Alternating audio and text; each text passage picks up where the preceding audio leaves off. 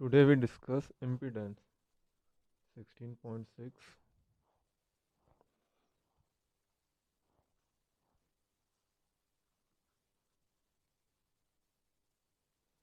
Basically आपने याद रखना कि इम्पीडेंस है क्या। आपने अपनी वर्डिंग में कह देना है total opposition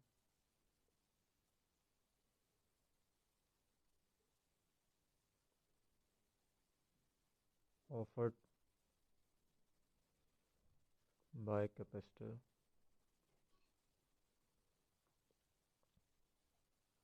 resistor and inductor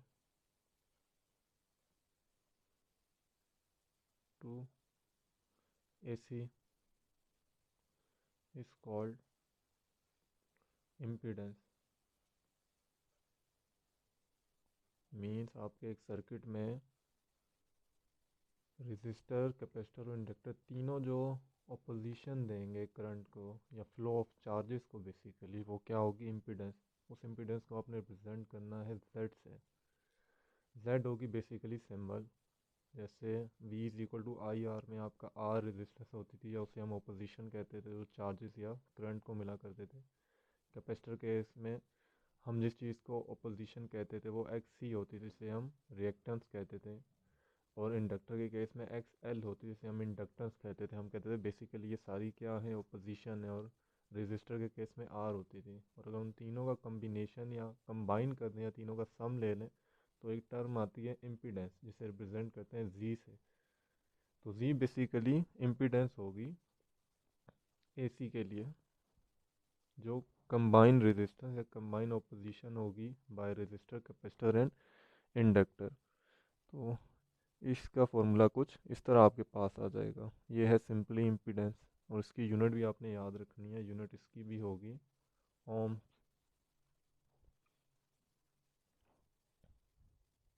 simple. तो ये थी बेसिकली आपकी इम्पीडेंस। नेक्स्ट अब देखें, इसमें नेक्स्ट हमारा टॉपिक है जो देखने का है या सीखने का है। लास्ट टाइम हमने इस चीज़ को डिस्कस किया था। इससे पहले जो चीज़ें हम पढ़ के आए हैं,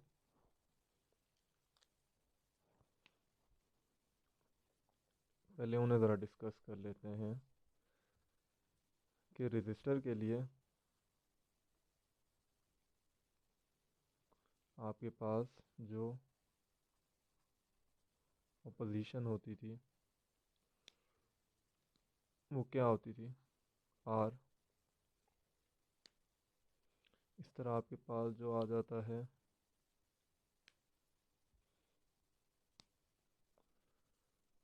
कैपेसिटर, उसके लिए आपके पास अपोजिशन क्या होती थी, एक्स सी। इंडक्टर के लिए एक्स एल हुआ करती थी, आपको याद हो तो। यहाँ पे फिर हम देखा करते थे कि लीडिंग और लैगिंग का। आर में आपने देखा था कि जो करंट एंड वोल्टेज है वो दोनों इन फेस हुआ करते थे। वो एक दूसरे को लीड नहीं कर रहे होते थे, ना कोई लैग कर रही होती थी, क्वांटिटी दोनों इन फेस चल रहे होते थे। कैपेसिटर में आपने क्या देखा था कि करंट लीड कर रहा होता था, और इंडक्टेंस में आपने क्या देखा था, वोल्टेज लीड कर रहा होता था। ये चीज़ें आपने अब याद रखनी है, क्योंकि अब हम सर्किट में एक चीज़ नहीं यूज़ कर रहे। पिछले प्रीवियस टॉपिक्स में हमने इसी सर्किट में रेजिस्टर यूज़ किया था, फिर कैपेसिटर, फिर इंडक्टर अलग अलग। अब हम कंबाइन देख रहे हैं चीज़ों को। तो आपका यही टॉपिक है नेक्स्ट। नेक्स्ट टॉपिक आपका है 16.7, R C and R L series circuit.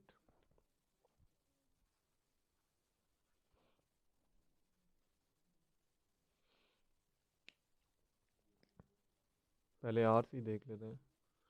R C की सबसे पहले डायग्राम बनानी पड़ेगी। अब वो कह रहा है सीरीज है, तो ये आपने सोर्स लगा दी, यहाँ आपने कैपेसिटर लगा दिया, उसके आगे आपने रजिस्टर लगा दिया, और ये सर्किट आपका कंप्लीट हो गया। अब देखें, इसमें लिखा है आर सी, आगे है सीरीज सर्किट। तो इसकी डेफिनेशन क्या बनेगी, when R and C are connected to A C source in series then this circuit is called R C series circuit. Series में हम इसी तरह चीज़ों को कनेक्ट किया करते थे। दूसरा हमने ये भी पढ़ रखा है कि जब सीरीज में चीज़ें कनेक्ट होती हैं सोर्स के साथ, जैसे कैपेसिटर और रेजिस्टर लगा या खाली रेजिस्टर लगे होते, एक से ज़्यादा या एक से ज़्यादा कैपेसिटर लगे होते, यहाँ पे कैपेसिटर और रेजिस्टर दोनों लगे हैं। अब यहाँ पे करंट को गुजरने के लिए एक ही रास्ता है, करंट के पास एक ही रास्ता है, ठीक हो गया। इसका मतलब जो करंट कैपेसिटर और रेजिस्टर में से गुजरेगा वो सेम होगा। ये कैपेसिटर के लिए कर लें। अब कैपेसिटर में वोल्टेज क्या होगा, कैपेसिटर के वोल्टेज को मैं वी सी से रिप्रेजेंट करूँगा, जो आई आर एम एस और इसकी ओपोजिशन जो होती थी एक्स सी के बराबर होगा। रेजिस्टर का वोल्टेज होगा वी आर, ये होगा I R M S, and इसका जो ओपोजिशन थी वो बेसिकली क्या थी, आर थी, रेजिस्टर आर था।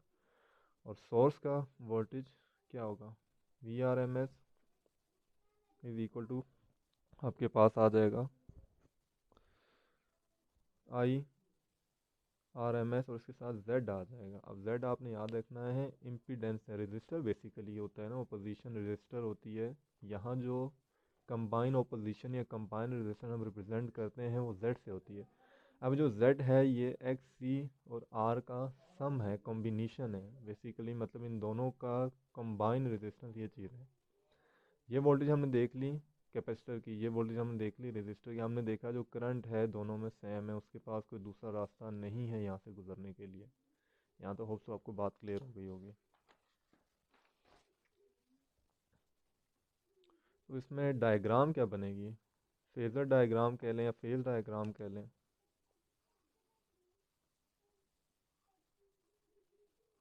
फेजर डायग्राम देखें क्या बनेगी। अब हमें पता है in case of resistor voltage and current are in phase, वो दोनों इन फेस हैं और पॉजिटिव से हॉरिजेंटल इंक्रीज करते हैं। तो उसके लिए हमने डायग्राम ड्रॉ करने का रूल क्या पढ़ा था कि उसे हमने एक्स एक्सिस पे ड्रॉ करना, ये एक्स एक्सिस है। यहाँ पे आपके पास आ जाएगा V R is equal to I R M S and are.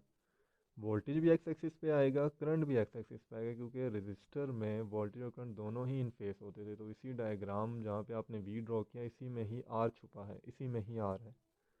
लेकिन साथ में आपने कैपेसिटर भी लगा रखा है, तो कैपेसिटर में आपने क्या चीज़ देखी थी, क्या चीज़ बेसिकली लीड कर जाती थी या क्या चीज़ जो है आपकी लैगिंग पे होती थी। तो कैपेसिटर में आपने देखा था जो करंट होता है वो बेसिकली क्या होता था, लीड करता था, वोल्टेज लैग करता था। यानी कैपेसिटर के लिए जो ये डायग्राम आएगी या ये जो वेक्टर रिप्रेजेंटेशन आएगी वो यहाँ पर आएगी। यहाँ पे आएगा V C is equal to I R M S, इसके साथ आ जाएगा एक्स सी। करंट को आपने ये भी है कि रेफरेंस ले लेना है बेसिकली, क्योंकि देखें जो करंट है ना रजिस्टर में, वोल्टेज भी उधर ही है जहाँ पे करंट है, लेकिन कैपेसिटर के केस में वोल्टेज लैगिंग पर है और करंट लीडिंग पर है, इसलिए आप इसे रेफरेंस ले लें करंट को। अब देखें, अब हमने इन वेक्टर्स को ऐड करना है। हमने फर्स्ट ईयर में पढ़ रखा है कि वेक्टर एडिशन कैसे की जाती है। अब इस वेक्टर को इस वेक्टर में मैं ऐड करने के लिए पैरेलल वेक्टर का रेफरेंस लूँगा। पैरेलल वेक्टर क्या कहता था, किसी भी वेक्टर को आप यहाँ से उठा के यहाँ ला सकते हैं, उनका मैग्नीट्यूड सेम होना चाहिए, doesn't effect where is origin start, क्या ओरिजिन कहाँ से स्टार्ट होता है उससे फ़र्क नहीं पड़ता था। अब इस वेक्टर को उठा के मैं यहाँ ब्लैक एरो पे ले आया, तो यहाँ से देखें मैं रिजल्टेंट वेक्टर को बेसिकली ड्रॉ कर सकता हूँ। यहाँ से मैंने रिजल्टेंट वेक्टर ड्रॉ कर दिया, हेड टू टेल रूल लग गया और ये रिजल्टेंट वेक्टर आ गया। और रिजल्टेंट वेक्टर क्या आएगा, यहाँ पे मैं लिखने की कोशिश करता हूँ, V R M S is equal to I R M S into G. Hopes आपको ये नज़र सही आ रहा होगा वी आर एम एस, ठीक है।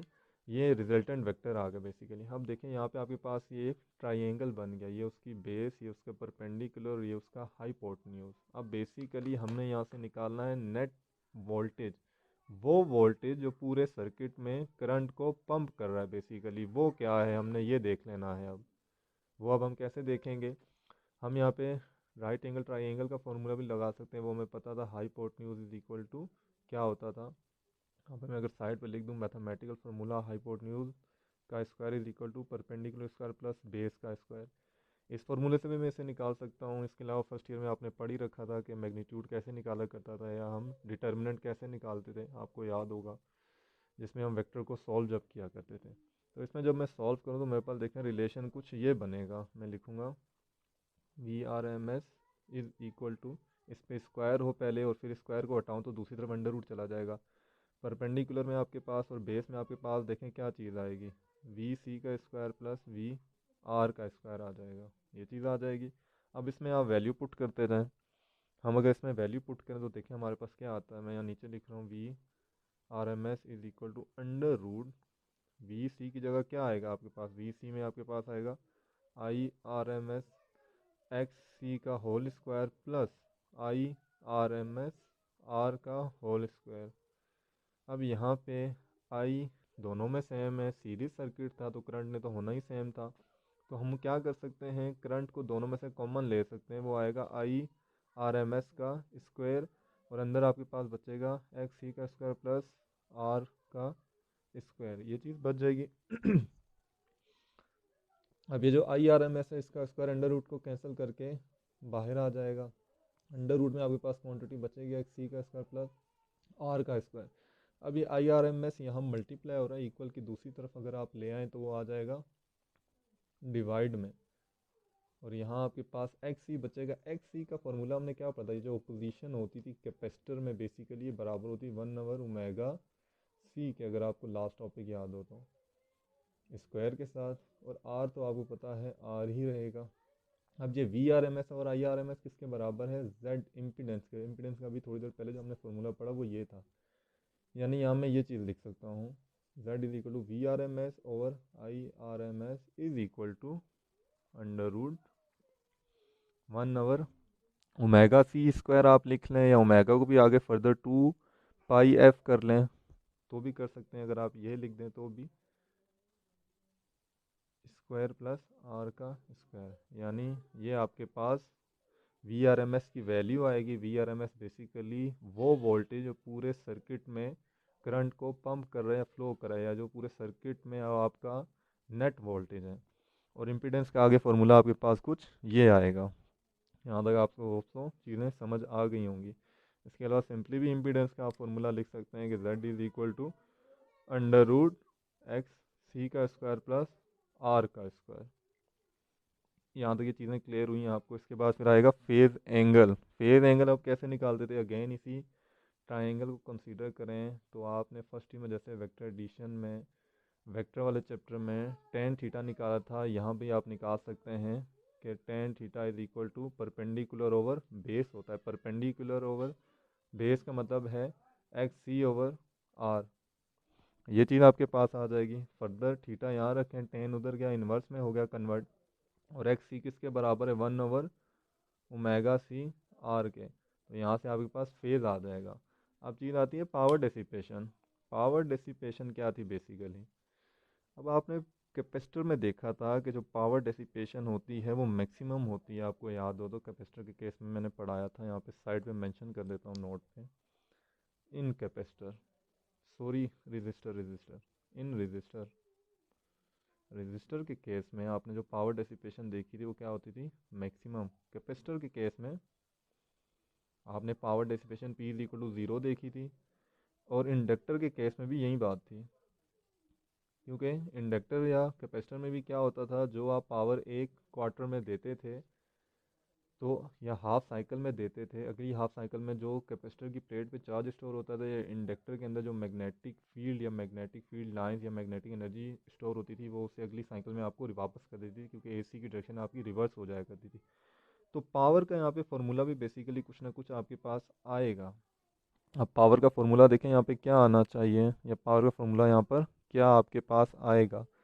पावर का फॉर्मूला आपने याद रखना है जो यहाँ पर आएगा कैपेसिटर के केस में, क्योंकि यहाँ पे आपको पता है जो वोल्टेज है और जो करंट है दोनों क्या हैं, इन फेस हैं। तो पावर बेसिकली आपके पास क्या आएगी, V R M S I R M S cos of theta. ठीक हो गया। तो ये थीटा यहाँ भी आपका रिलेट करता है, ये आपने फेस एंगल निकाला और इस थीटा को आप यहाँ भी पुट कर सकते हैं, यानी थीटा को पावर की फॉर्म में लिखेंगे तो थीटा आपका कुछ यहाँ आएगा। ये आपका टॉपिक था आरसी सीरीज सर्किट में। आरसी सर्किट सीरीज, यहाँ पे मतलब हमने रजिस्टर और कैपेसिटर को देखा। अब नेक्स्ट वीडियो में हम रजिस्टर को इंडक्टर के साथ देखेंगे।